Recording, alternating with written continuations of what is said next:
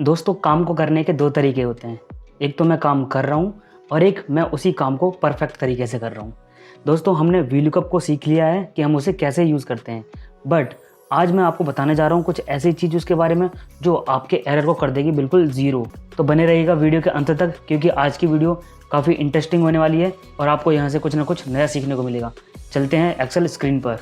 दोस्तों, कैसा रहेगा कि हम अपने काम को ऑप्टिमाइज़ कर दें, यानी कि जब हम किसी काम को कर रहे हैं तो उस काम के अंदर एरर के चांसेस बहुत ज़्यादा कम हो जाएं।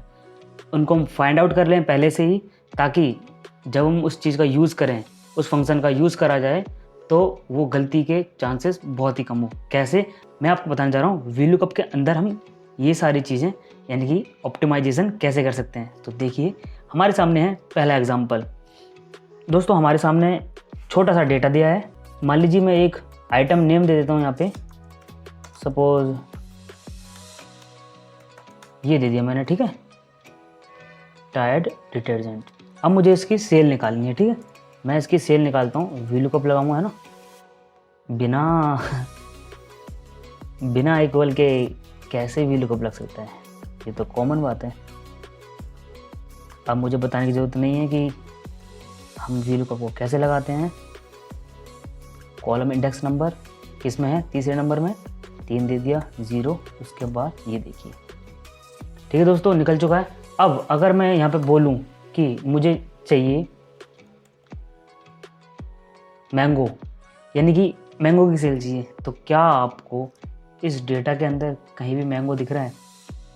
नहीं दिखेगा। जब मैं एंटर करता हूँ, ये देखिए, मज़ा आया? मुझे तो नहीं आया, यानी कि मैं तो इसे देखकर बिल्कुल भी खुश नहीं हुआ।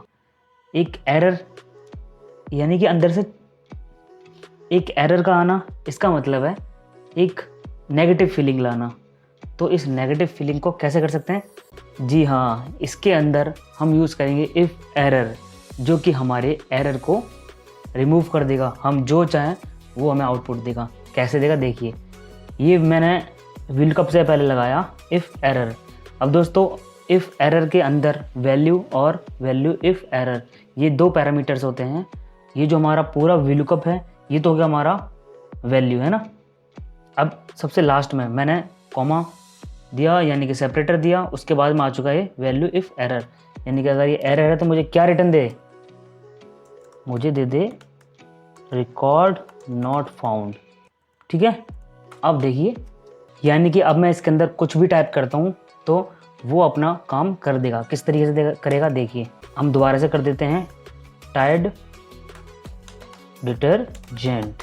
ये देखिए, टायर्ड की सेल आ चुकी है और उसके बाद मुझे निकालना है अब टाटा टी की सेल आ चुकी है। अब मुझे निकालना है नॉर्थ, यानी कि नॉर्थ, कुछ भी लिख देते हैं, ज़रूरी नहीं कि नॉर्थ की स्पेलिंग सही होनी चाहिए। अगर सही भी हो जाएगी तो यहाँ पे रिकॉर्ड नॉट फाउंड आएगा। अब हम बढ़ते हैं हमारे नेक्स्ट टास्क की तरफ। दोस्तों, मेरे सामने वही डेटा है, यानी कि एज इट इज़ मैंने उसको इस वाली शीट पे कॉपी कर लिया है। अब मैं क्या करता हूँ, इसके अंदर लगाता हूँ वीलुकअप, ठीक है, वही चीज़ करनी है। ये हमारा आइटम नेम हो जाएगा। उसके बाद में ये मैंने दे दिया, और ये देखिए एन क्यों आ रहा है, क्योंकि हमारे पास में अभी इसके अंदर कुछ है नहीं है, ठीक है। अगर मुझे रैंडमली कुछ भी यहाँ से सर्च करना है तो कैसे करूँगा, पेप्सी सॉफ्ट ड्रिंक, ये इसकी सेल आ चुकी है। इसके बाद टाटा टी, ये इसकी सेल आ चुकी है। मैं कर क्या रहा हूँ, यानी कि अगर मेरे पास में हज़ारों प्रोडक्ट होंगे तो क्या मैं उसको बस ऐसे टाइप कर करके उनकी सेल चेक करता रहूँगा? नहीं दोस्तों, हम यूज़ करेंगे उसके अंदर डेटा वैलिडेशन का, जो क्या करेगा, हमारे लिए एक ड्रॉप डाउन लिस्ट तैयार करेगा। उस ड्रॉप डाउन लिस्ट की सहायता से बिना टाइप करे अपने आउटपुट को ला सकते हैं। देखिए किस तरीके से। ऐसे चांसेस कम होते हैं कि हमारे जो आइटम नेम या कोई भी नेम होते हैं जिसे हमें पिक करना है, जिसकी हमें ड्रॉप डाउन लिस्ट बनानी है, वो यूनिक हो। अगर यूनिक नहीं है तो क्या कर सकते हैं उसके लिए, मैंने उसको उठाया, कॉपी किया और यहाँ पे मैंने पेस्ट कर दिया, ठीक है। अब मैं क्या करता हूँ, इसको डुप्लीकेट रिमूव कर देता हूँ, ठीक है। ये देखिए, यानी कि हमारे पास में इतने 7 आइटम यूनिक हैं। अब इसकी हम बना लेते हैं ड्रॉप डाउन लिस्ट, यानी कि अल्ट DL से। यहाँ गए हम अलाउ में, गए हम लिस्ट पे के बाद हम गए सोर्स हमारा ये हो गया, देन ओके। अब देखिए दोस्तों, ये एरर नहीं आना चाहिए, ये देखिए अब ये बड़ी स्पेलिंग हो या छोटी स्पेलिंग हो कोई फ़र्क नहीं पड़ता है, कुछ फ़र्क नहीं पड़ता है। आप कुछ भी सर्च करिए यहाँ से, ठीक है। तो आप डेटा वैलिडेशन का यूज़ करिए, मैं तो कह रहा हूँ हर चीज़ में करिए।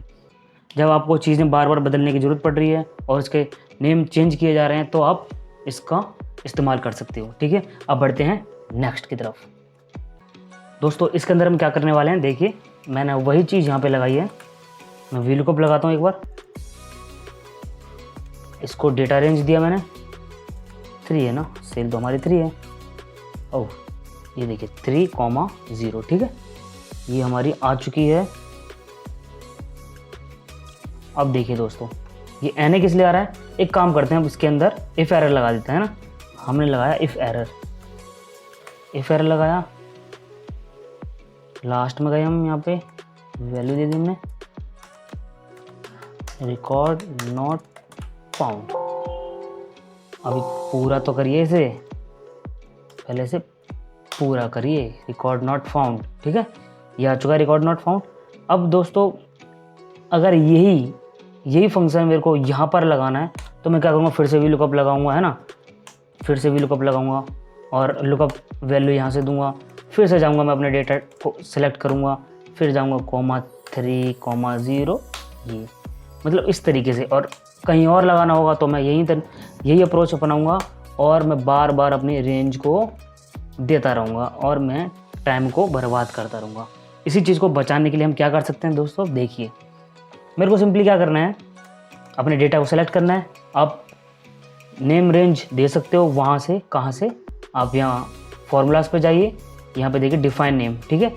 अदरवाइज़ आपके पास दूसरा ऑप्शन है, आप यहाँ जाइए, इसके अंदर टाइप कर दीजिए माय डेटा। अभी माय डेटा के नाम से ये बन चुका है, अब आपको कुछ करने की ज़रूरत नहीं है। देखिए मैंने यहाँ दिया रियल फ्रूट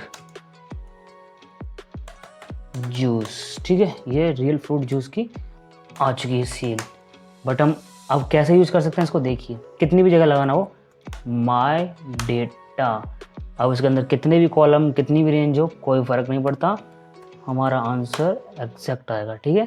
यहाँ देखिए माय डेटा, ठीक है दोस्तों। मैं आशा करता हूँ ये चीज़ आपको समझ में आ रही होंगी और आप खुद सोच के बताना कि ये काम आसान करने के लिए कर रहा हूँ या फिर काम बढ़ाने के लिए कर रहा हूँ। बिल्कुल आसान ही होगा इससे, ठीक है। अब बढ़ते हैं नेक्स्ट की तरफ। नेक्स्ट है हमारा, अब देखिए दोस्तों,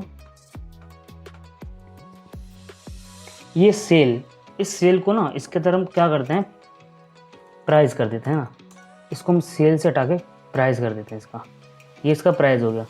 अब मैं चाहता हूँ कि मुझे पेप्सी सॉफ्ट ड्रिंक, इसकी सेल चाहिए मुझे, है ना। और एक और चीज़ हम ऐड कर देते हैं अपनी तरफ से, ठीक है। एक काम करते हैं, ऐसे कर देते हैं, ये देखिए अब ठीक है, इसकी 7 यूनिट बिकी हैं, ठीक है। अब दोस्तों देखिए क्या हो सकता है, अब मैं आपसे बोलूँ कि मुझे पेप्सी सॉफ्ट ड्रिंक की सेल निकाल के दीजिए, तो आप क्या करोगे, आप वही अप्रोच अपनाओगे, ठीक है।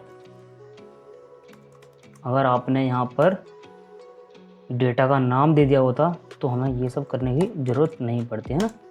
देखिए ये हमारा आंसर आ चुका है, ये जो हमारा आंसर है वो आया है 729। बट ये क्या है, ये तो प्राइस है उसका, बट हमारे ये तो एक यूनिट का प्राइस है, ये तो हमारे 7 बिके हैं, यानी कि 7 यूनिट बिके हैं। तो हम क्या करेंगे, आप कहोगे सिंपली यहाँ पे एक कॉलम इंसर्ट कर लीजिए, है ना, जिसके अंदर लिख दीजिए आप यूनिट लिख दीजिए, या फिर क्या करोगे आप इसे, यहाँ पे एक प्राइस कैलकुलेशन का एक अलग से कॉलम बना दोगे। आप वो करने की जगह आप क्या कर सकते हो, अपने फंक्शन को एडिट करिए, लास्ट में जाइए, एक फॉर्मूला लगाइए। यहाँ पे फॉर्मूले में क्या आप कर दीजिए, मल्टीप्लाई बाय 7, सिंपल है।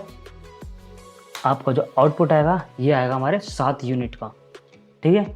मुझे पता है आपके दिमाग में कहीं ना कहीं ये भी चल रहा होगा कि हम यहाँ एक कॉलम इंसर्ट करते हैं और अपना आंसर यहाँ पे ला सकते हैं। वो अप्रोच गलत है। आप कितने कॉलम इंसर्ट करोगे? एक हो तो करने की बात भी है, यहाँ तो कई सारे करने पड़ सकते हैं, ठीक है। तो दोस्तों ये थी आज हमारी वी लुकअप के साथ में ऑप्टिमाइजेशन, यानी कि हम अपने, आप ये मत लीजिएगा कि ये सिर्फ हम वी लुकअप के साथ कर सकते हैं, आप किसी भी फंक्शन के साथ कर सकते हो। मेरा मन किया मैंने वी लुकअप के साथ में बता दिया, आप किसी भी फॉर्मूले के साथ किसी भी फंक्शन के साथ यूज़ करिए और अपने एरर को शून्य करिए। मिलते हैं किसी और वीडियो में, तब तक के लिए जय हिंद जय भारत।